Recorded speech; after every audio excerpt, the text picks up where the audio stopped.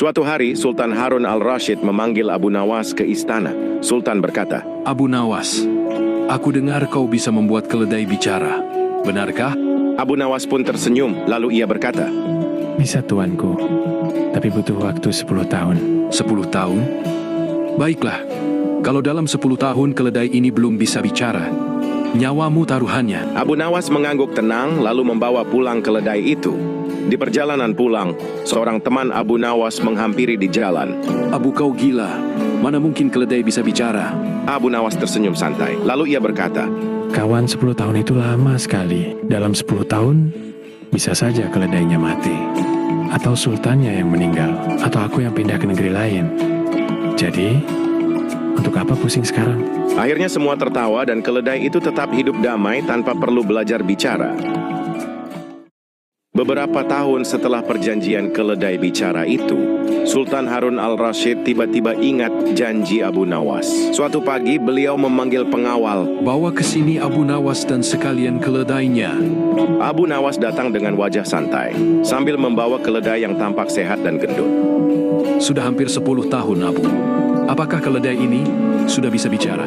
Abu Nawas tersenyum, lalu mendekat ke telinga keledai. Dia berbisik. Hei, bilang sesuatu yang bikin sultan kaget. Dan ajaibnya, keledai itu membuka mulut dan berkata, Tuanku, bayar utang saya yang kemarin. semua orang di istana terperangah. Sultan terkejut. Astaga, keledai ini benar-benar bicara. Abu Nawas pura-pura kaget, ia berkata, Waduh, maaf tuanku. Sepertinya mulutnya lancar. Tapi keluhannya agak pribadi. Sultan malu campur kesal. Abu Nawas langsung menambahkan, Tenang tuanku, saya janji. Keledai ini hanya bicara di hari ini saja. Besok, dia akan lupa semua. keesokan harinya, benar saja, keledainya diam 1000 bahasa. Tentu saja, bukan karena si keledai lupa, tapi karena malam itu Abu Nawas menyogoknya dengan sekarung wortel supaya tutup mulut. Malam setelah kejadian heboh di istana, Sultan Abdul al-Rashid gelisah di kamarnya. Bayangan wajah keledai yang bicara kemarin terus menghantuinya. Bagaimana mungkin seekor keledai bisa berbicara seperti manusia?